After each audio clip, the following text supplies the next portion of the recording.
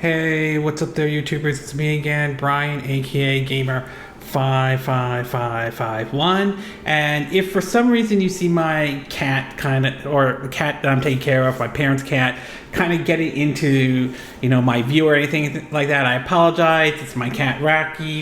He's very affectionate. He certainly likes to be around me. He's very affectionate to me, and also apologize if he blocks this view or anything like that. But anyway, we got 4 stories to cover, including the fact that an announcement for the remake of the original Richard.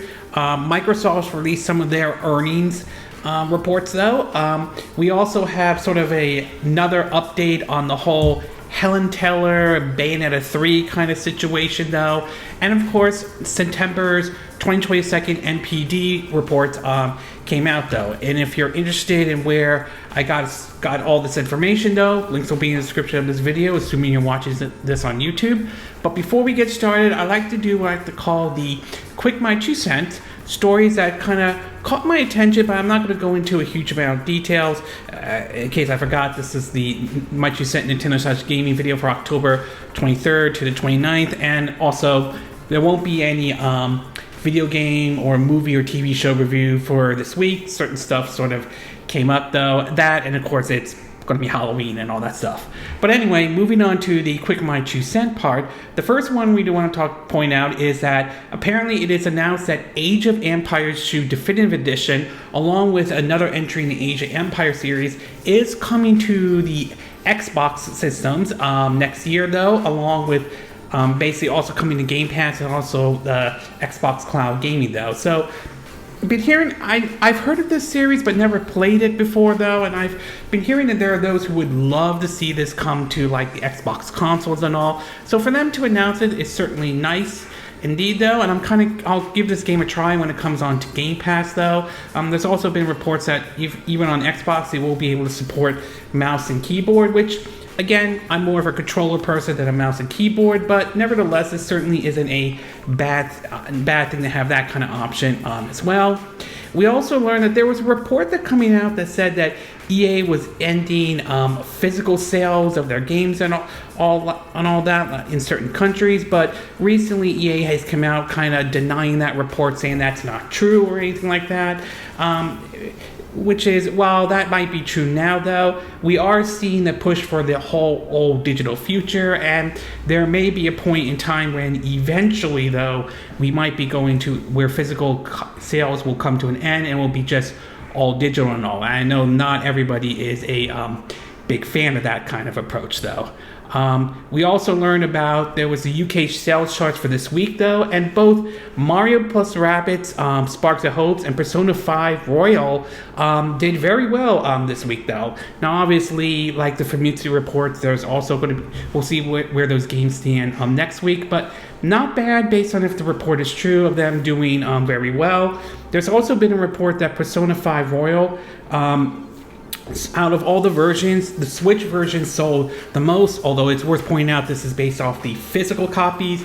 Digital could be different, although there have been reports that Persona 5 Royal has ranked number 5 on the Nintendo eShop charts, which, assuming these games don't do well, though, I'm kind of curious if this is going to convince Sega and Aulx to consider maybe bring Persona 6 over to the Nintendo Switch or something like that. So I'm kind of curious. Again, it's my cat, sorry. I'm kind of curious to see how that will work and all.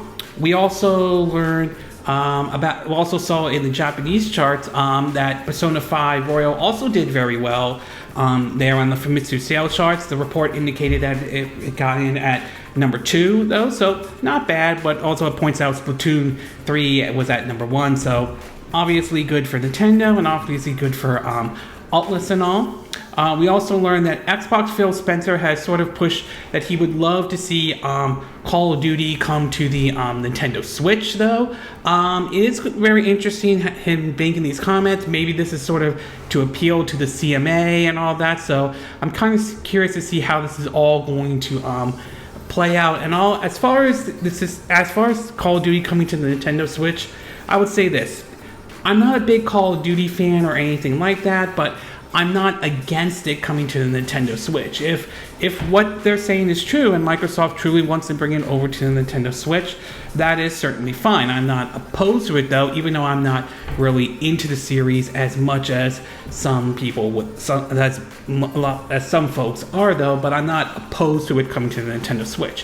Whether that happens or not, that remains to be seen. Right now, Activision Blizzard, Microsoft is still trying to acquire Activision Blizzard, and they kind of hit a roadblock at this time with the whole CMA situation, though. And I will say I don't exactly 100% agree with all of CMA's position so far on this, though. We also learned that basically the Callisto Protocol, basically paying homage to, the Dead Space series, which EA is doing a remake of. Apparently, that game has been canceled for release in Japan after it refused to censor certain things, though. It seems as though it has to do with certain limbs or certain stuff has to be censored for the Japanese version, though, and apparently the developers were not willing to do that. Therefore, the game cannot be sold in Japan. That is a bit unfortunate for those who were in Japan looking forward to picking up that game, but assuming that both the Xbox and the PS5 are basically region free, and I believe they are, I mean, there's always a possibility for Japanese gamers there to sort of import the game and everything, so they have that option if they want to take, though. And last but not least, in the movie and TV show, quick my 2 cents, though, we had Marvel basically release 2 trailers, though. One is a Guardians of the Galaxy holiday special, though, which according to the trailer shows basically the crew trying to cheer up Star-Lord, who is down, especially losing his love Gamora and all that stuff. I am kind of curious to see how this one plays out. Apparently Kevin Bacon's in it, who's playing Kevin Bacon, and it seems that Drax and Mantis, if I'm saying her name correctly, are basically trying to, what apparently looks like, kidnap Kevin Bacon to cheer up Star-Lord. So, I mean, I'm curious. I'll watch it, to be exact, though. Again, I don't celebrate Christmas or anything like that. Some of this is because I'm Jewish. I celebrate Hanukkah, but still going to watch this nevertheless. It looks pretty funny and all. The other thing is, though, we saw the next trailer for Ant-Man 3, Ant-Man and the Wasp, Quantum Mania, if I'm saying the name correctly, though, which shows them going into the quantum realm and exploring what looks like a civilization there. And we also got our first look at Krang, if I'm saying that name correctly, apologize if I'm not, who is supposedly will be the new villain in the upcoming, I think, 5th Avengers movie, though. So we get our first look, and it's sort of more look into the whole multiverse situation, though. We saw how that was explored somewhat in Spider-Man No Way Home, and of course in hugely looked at in Doctor Strange and the Multiverse of Madness and all. So I'm kind of curious to see if this explores even more of the multiverse type of situation. And last but not least, though, we learned that James Gunn and another person has been hired to handle the DC films, as it looks like Warner Brothers and DC are trying to take an approach looks like similar to Marvel's approach to really sort of retool or reboot their DC on films, to be exact, though. I think it's been kind of tough for them, though. They have, don't get me wrong, they've had success. Aquaman has done well, Shazam has done well, the Joker was actually good, though. I enjoyed that one. I didn't see the Suicide Squad, but that one got very rave reviews. But it seems as though their structure has not been exactly great. I think some of it was when they started out, it looked like they decided to jump on board the Marvel bandwagon without really sort of laying a foundation. And when Batman v Superman came out, it felt, I'm looking back at it now, it felt more like trying to play catch up with Marvel rather than try to establish something. And that movie, though, did well at the box office, was kind of polarizing and all. And DC's kind of been back and forth with basically, are these interconnected or not? So we'll see how this one plays out. Maybe they'll reboot it. Maybe they'll retool some areas to make it more interconnected. I mean, there's been talks about the possibility that Henry Cavill will return as Superman. So there's a lot we don't know about, but we'll see how this all plays out, though. We know James Gunn is wrapping up Guardians of the Galaxy Volume 3, and once that is done, he will be moving on excuse me, will be moving on into his DC role, though, and I think Kevin Feige has said some nice things about him, and it's kind of curious to see how he's going to handle the DC brand. So I am kind of curious to see how this will all play out and all. Okay, with the quick My 2 cent part now done, we'll get started with our first story, and this one has to do with September 2022's NPD charts. So the numbers are currently out right now. I can't knock something over right here. The numbers are currently out right now, though, and they show, I wouldn't say anything shocking or anything like that, though, but there were some interesting showings on the NPD charts that came out, though.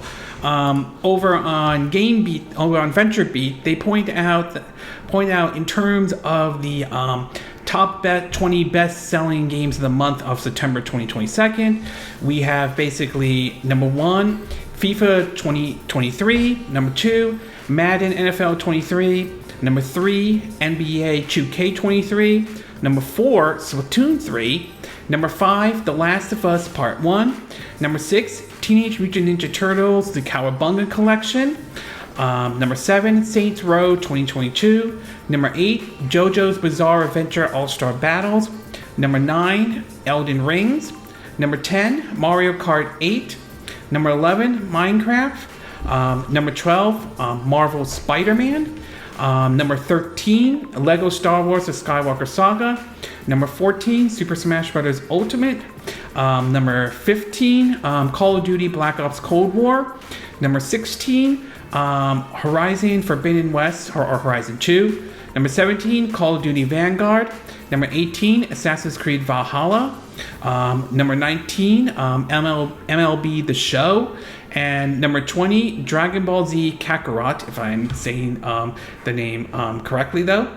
In terms of the 20 best-selling games so far of 2022, they have Elden Rings at number 1, Lego Star Wars The Skywalker Saga at number 2, Madden NFL 23 at number 3, Pokemon Legends Arceus at number 4, Horizon 2 Forbidden West at number 5, MLB The Show 22 at number 6, Call of Duty Vanguard at number 7, Gran Turismo at number 8, Kirby and the Forgotten Land at number 9, Mario Kart 8 at number 10, FIFA 23 at number 11, Minecraft at number 12, Nintendo Switch Sport at number 13, Madden NFL 22 at number 14, Saints Row 2022 at number 15, excuse me, FIFA 22 at number 16, Super Smash Bros. Ultimate at number 17, Marvel Spider-Man Miles Morales at number 18, Animal Crossing New Horizon at number 19, and Monster Hunter Rise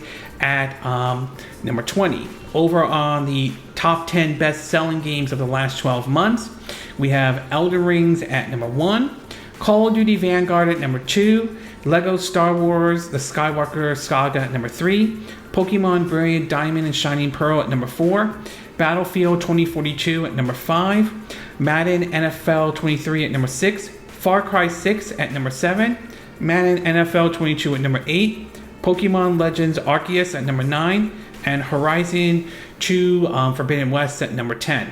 Over on to the Nintendo platform or Nintendo Switch side of it, we have Splatoon 3 at number 1, Teenage Mutant Ninja Turtles The Cowabunga Collection at number 2, Mario Kart 8 Deluxe at number 3, Super Smash Bros. Ultimate at number 4, Kirby and the Forgotten Land at number 5, Animal Crossing New Horizon at number 6, Nintendo Switch Sports at number 7, Pokemon Legends Arceus at number 8, The Legend of Zelda Breath of the Wild at number 9, and JoJo's Bizarre Adventure All-Star Battles at number 10.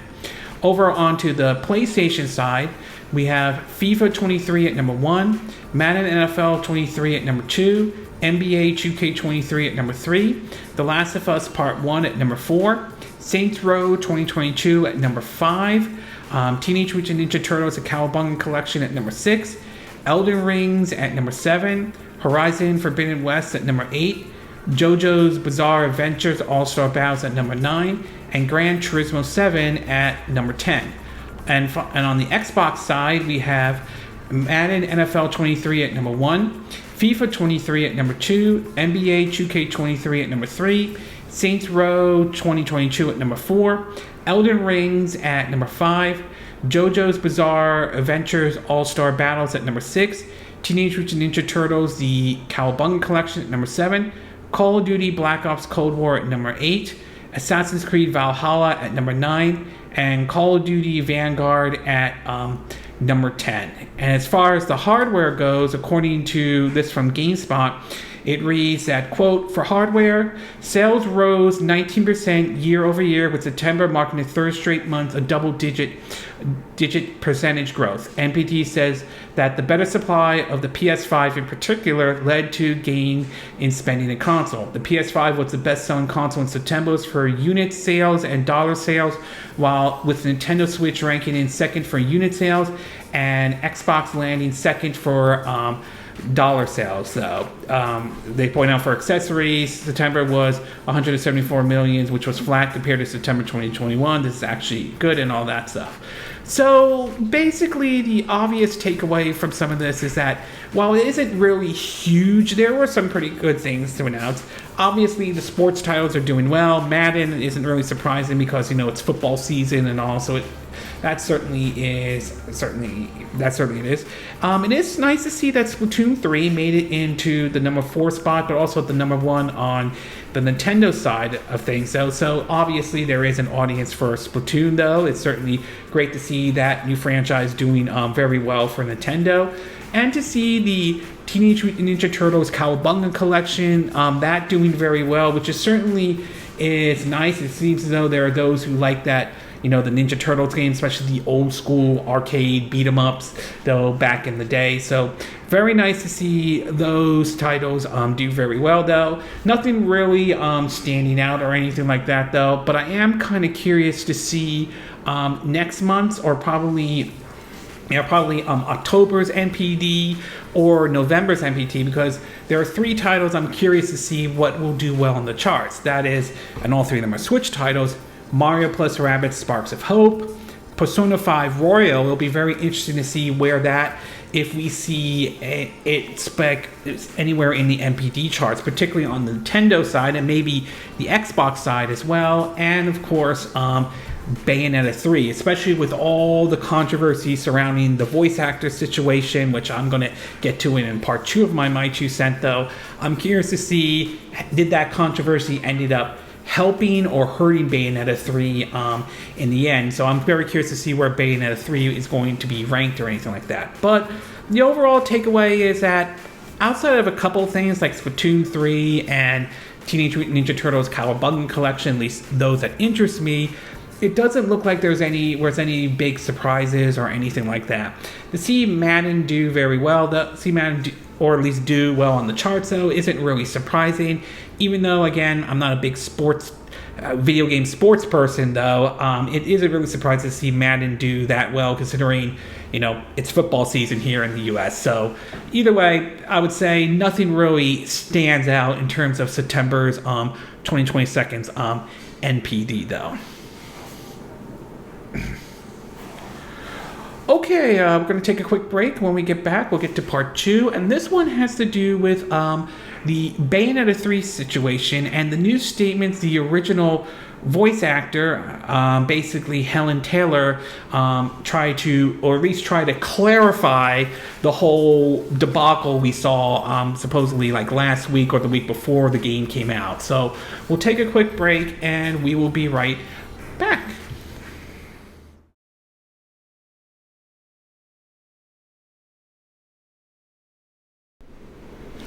Okay, and we are back with part 2 of my 2 cent video for this week. And for this one, we're going to be taking a look at apparently more of a follow-up or fallout through the whole Bayonetta 3 controversy. Now, For those who are not familiar, last week though, one of the original voice actors for Bayonetta 3, Hellena Taylor, if I'm saying her name correctly, came out calling for basically a boycott of Bayonetta 3 when she did a series of videos pointing out how she was not being paid as much as, you know, what Platinum has made and what Platinum was claiming and everything like that. This led to a situation where other voice actors have spoken out about this as well. This led to also Hideki Kamiya going on Twitter claiming it's false, to the point where he had his Twitter deactivated and then reactivated again.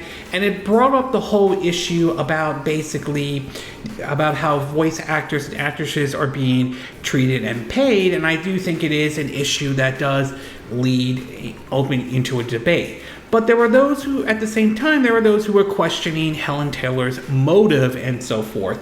And when a report from basically Bloomberg from Jason Schreier, which then later had Video Games Chronicles, basically confirmed some of their sources, though, it kind of destroyed her cause in terms of pushing for a boycott of Bayonetta 3, as many claimed that she was lying. She then later released a statement saying that it was not true and that she wanted to move on and all that stuff. And since then, it sort of gave the impression that she kind of destroyed her career, or at least her voice acting career to be exact. Well, recently she did post several more posts on Twitter trying to clarify even more after the fallout that came out from the Jason Schreier Bloomberg report, though. In an article from Nintendo Life, it reads, quote, "In the latest development regarding voice actor Hellena Taylor's pay dispute with Platinum Games, the former Bayonetta star has now responded to reports disrupting her account of negotiation with a Twitter thread saying she feels a need to defend myself and my reputation in the industry." They point out the contents of what led to this situation, though. And how she said basically, you know, how she wants to move on from this and all that stuff. Though. But anyway, moving on, it says, due to disparity between Hellena Taylor's statement and the following reports and the substantial backlash with some questioning the account of her initial claims, Taylor has now responded via a fresh Twitter, the thread that iron out any potential miscommunications after being called a liar and a gold digger, though. She posted several of her tweets, to be exact, though. The article continues with, quote, "Although Taylor has not mentioned any monetary value other than the final offer of $4,000 in her initial video statement, in fact, in her first video, she said the final offer to do the whole game as a buyout flat rate was $4,000. She did mention in her third video receiving a prior offer from Platinum Game after auditioning for the role. I was apparently after this that she decided to contact Hideki Kamiya, who then offered the extra $5,000 mentioned in the above statement." This is what she said in her third video. "I was required to audition again because sometimes voices change with time, so I auditioned for the role and obviously passed with flying colors. Then they sent me an insulting offer, so I thought, you know what, I'm going to write to Hideki Kamiya."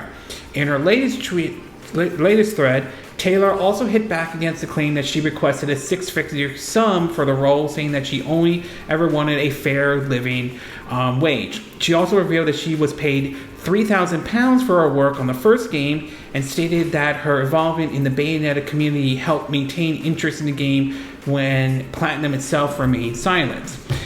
She wrote, quote, this is what she said, quote, "There was not extensive negotiation. I also been informed of ridiculous fiction such as I asked for $250,000. I am a team player.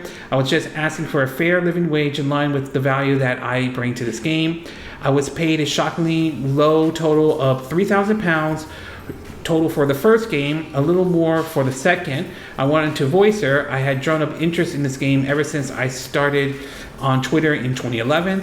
I could not talk about the game because of the NDA, but I happily answered fans' letters, emails, signed posters, record voice messages for weddings and birthday. I kept up interest in the game during the long periods of radio silence from Platinum."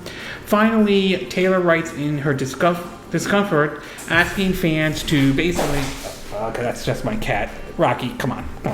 Okay, anyway, continuing on. Finally, Taylor writes to her discomfort, asking fans for money in exchange for, Rocky, come on. It's my cat, don't worry. Asking for money in exchange for signatures, instead opting to donate 100% of the signature fees to charity. She once again asked fans to do the same instead of purchasing Bayonetta 3. She writes, quote, the only time I ever, excuse me, Rocky, come on. I know. Sorry about that. That's my cat's doing his thing though. But anyway, continue on. The only time I ever, at a game conference, I felt weird asking fans for money for a signature, and they had already paid for the game, and I was grateful that they liked my work and the character, so I donated 100% of signature fees to charity. I will post the 14 charities so you could donate to charity instead of buying this game from corrupt, greedy people. These are the people who attempt to throw shades and discredit what I'm saying. The industry is powerful. They have powerful journalists too. They are trying to save their assets. Don't fall for it. Now, as I said before, though, I do think that this does bring up the issue about how voice actors and actresses are being treated and being paid. And I think that is an issue that the industry, and I believe, needs to be addressed, though. That being said, though, I do think that it feels like she kind of really dug herself into a grave, especially once that Jason Schreier and Bloomberg report really came out and kind of contradicted a lot of things. And when she basically made the statement last week that she wants to move on for this, she kind of hurt her cause in a way, though, which is really unfortunate because, like I said, I do think that there is a debate about how voice actors and actresses are being treated and being paid, though. And unfortunately, this situation just hurts it even more because it gives the impression that she was being greedy to basically, like, without her doing the voice of Bayonetta, there would be no Bayonetta, but not everyone seems to be buying that. So I don't know if she just killed her career or not. Maybe she didn't. Maybe she did. I don't really know. But I will say, if this is her response, I'm not sure it's going to help. And like I said, the whole controversy seemed to have backfired on it. Instead of it basically damaging Bayonetta 3, it could have actually helped Bayonetta 3. Now, granted, we'll have to see what the sales charts are, though, and we'll have to see what the NPD shows to see whether or not her statements may have ended up hurting or helping the game in general. And the fact that she violated her NDA and all this, I mean, that could technically kind of open her up to some legal issues in a way, and that's certainly not going to be a great thing for her. So overall, I don't think her latest Twitter comment is going to change the narrative for Bayonetta 3. I think there are going to be those who are still going to pick it up, though. There are those who won't, to be exact, though. I mean, I think it's possible she may have helped the sales of Bayonetta 3 rather than hurt it, but we won't know until we start seeing sales numbers, to be exact. And while I still stand behind my statement on the fact that I do think there is a debate about how voice actors and actresses are being treated and paid, though, I think if that was her intent to try, is that what she was trying to push for all this, the boycott Bayonetta 3, I don't think it helped the situation at all, at least how I'm seeing it, though. Okay, we're going to take a quick break. When we get back, we'll get to part 3, and this one has to do with Microsoft releasing some of their fiscal reports and all that. So we'll take a quick break, and we will be right back.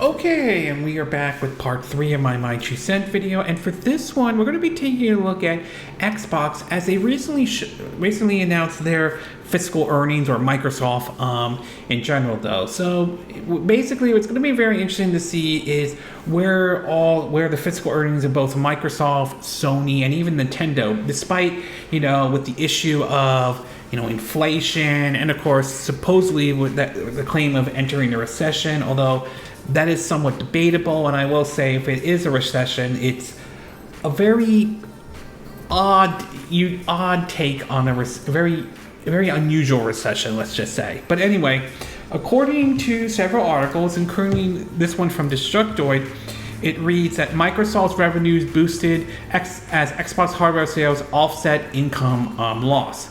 It reads that, at least according from Destructoid, it reads, Microsoft has released its financial details for the first quarter of its fiscal years.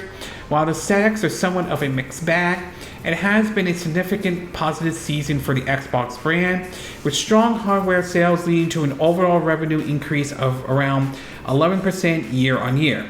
The continuing economic slope has been tough on Microsoft, and I'm sure it's also been tough on Sony and Nintendo as well, which has seen a decline in many of its sectors. Revenue for operating software Windows dropped by a mighty 15%, while Xbox game sales were also down by a much more manageable 3%. The drops in game sales is likely due to the worldwide cost of living crisis, as well as the increased interest in subscription service, Xbox Game Pass.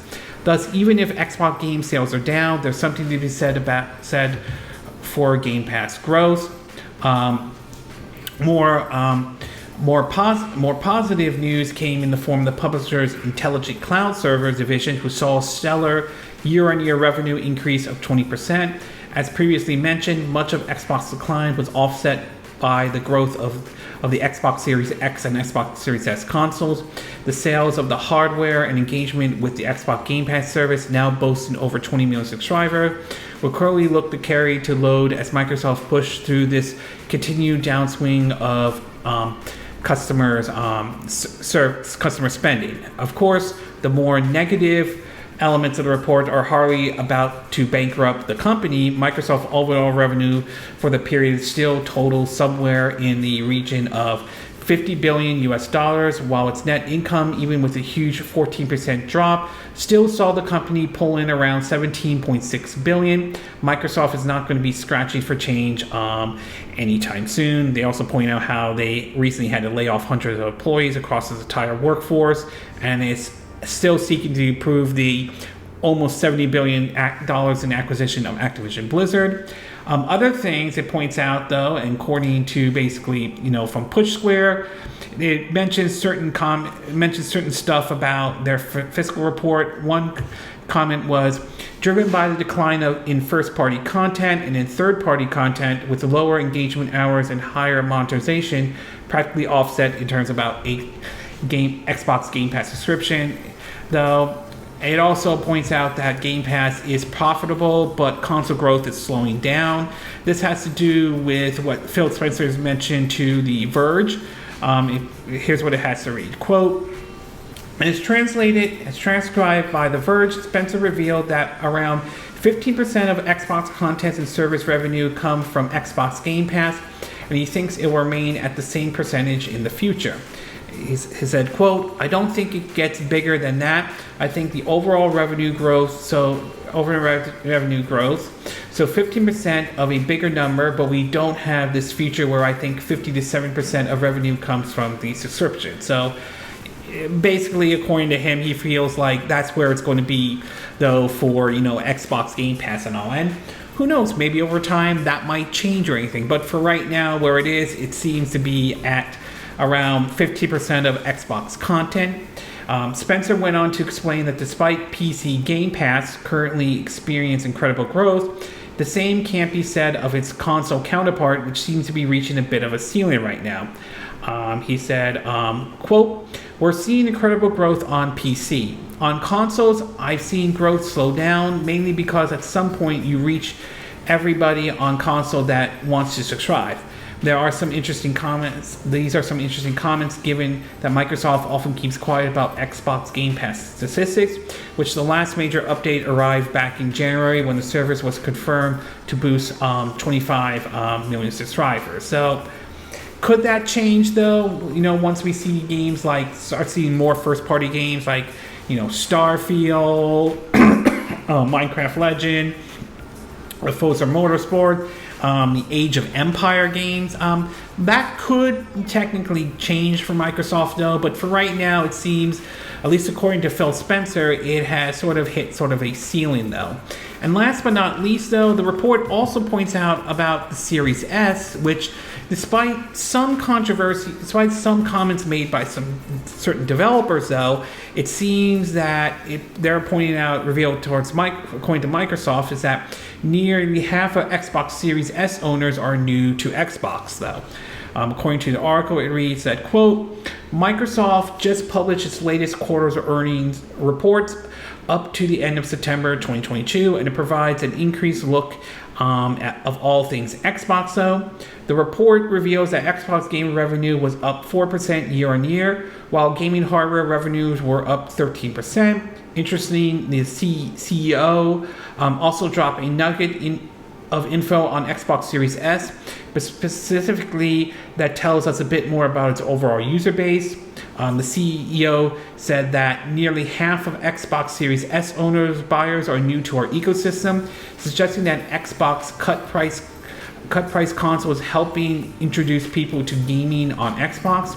We're not surprised. It's I mean it is around $300 though. Another interesting note tucked here is in here revolves around Xbox Cloud Gaming, another way to get users in the door with little to no upfront cost. Microsoft said that 20 million players have now streamed games using Xbox Cloud Gaming, up from 10 million early this year. The results are looking good for Xbox then, especially when bringing new players into the ecosystem.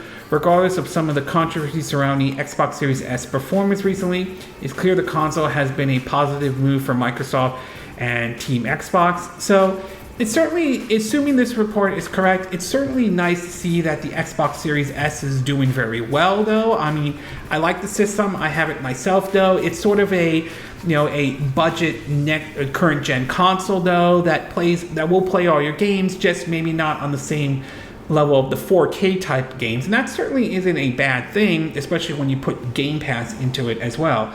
In fact, there have been reports about how Xbox Series S has been doing actually very well in Japan though, and obviously Microsoft has to be pretty happy about that. I'm hoping by next year though, things will kind of turn around and we'll start seeing, like actual first party games onto the onto Game Pass and on the Xbox Series X and S though. I mean, that's been kind of one of the big problems for Microsoft in 2022, especially when you take into account that Starfield, which was supposed to be out next month but got delayed though, and some people kind of point to the fallout from what we saw from what happened with Cyberpunk 2077, which got a resurgence and all that stuff. So it will be very interesting to see how next year will play for Microsoft though. I do hope by next year we're starting to see more of a push of first party games, and we know that Age of Empire is coming to basically Xbox systems and Game Pass.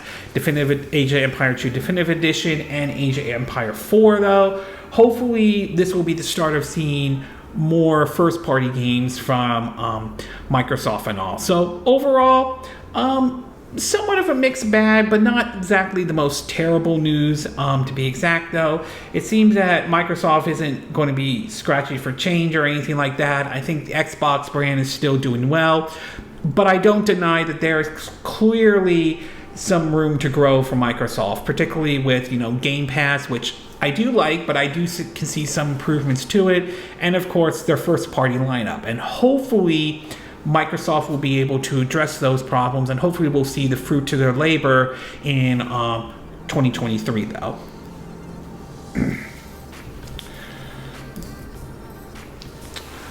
Okay, we're going to take a quick break, and when we get back we'll get to our fourth and final part, and this one I'm going to be talking about the recent announcement of the remake of the original Witcher and all. So we'll take a quick break and we will be right back.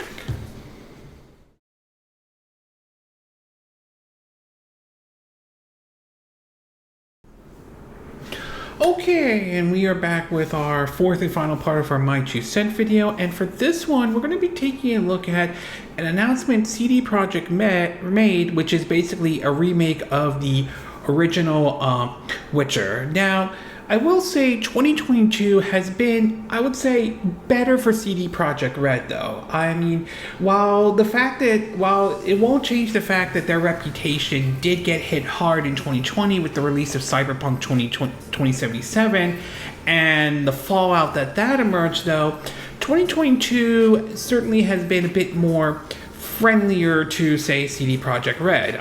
The release of patch 1.6 to Cyberpunk 2077 excuse me, along with the excellent anime Cyberpunk Edge Runner on Netflix. I definitely recommend it. I would recommend you check that one out, though. I will say that it's been sort of good for CD Projekt Red. Now, a while back, it was announced that they were working on several different games with different code names, though.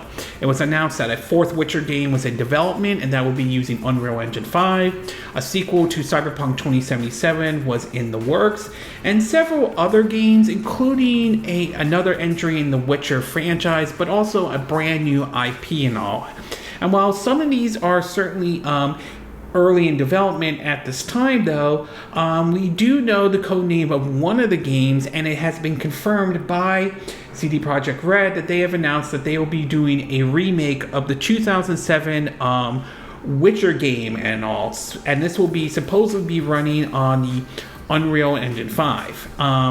In a blog post from CD Projekt Red, this is what they had to say, dated back on October 26, 2022.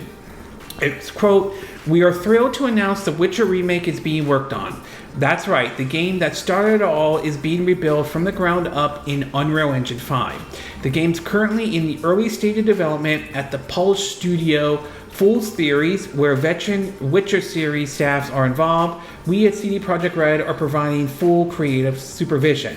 The Witcher remake is what you might know by the code name Canis Majoris, if I'm saying the name correctly. It's still early, and we want to ensure that the game is created with the utmost care and attention to details. Therefore, while we're excited to share the news with you, we want to ask you for patience, and it will be a while until we start talking about this project in details." Now, supposedly, though, by today's standards, the Witcher now, I mean, for some they say it might be playable, but and there's been sort of like a remaster version or anything like that, but to hear a full-on remake is certainly going to be interesting indeed, and I'm kind of curious to see what kind of approach they will take with this full remake of the original Witcher, though. Will it follow on the same path as what Witcher 3 Wild Hunt did in any way? Will there be certain changes, though? Are there going to be certain elements or certain gameplay elements that or probably in Cyberpunk 2077 will make it here, to be exact? So there's a lot of questions we don't know about in regard to this remake, though. But at the same time, I am kind of curious to see how this remake is going to look and play. And assuming CD Projekt Red plays their cards correctly, and assuming this game does very well, though, could we see a remake of Witcher 2? Could that be in the cards, though? I mean, we've seen what Capcom has done recently with their Resident Evil remakes. We've seen how well received Resident Evil 2 remake was. Resident Evil 3 remake was okay. It didn't get maybe not on the same level as what Resident Evil 2 remake got, but it still was an okay game, to be exact, though. And of course, some of the response to the remake of Resident Evil 4. I mean, we've seen what Capcom has done, and those games have done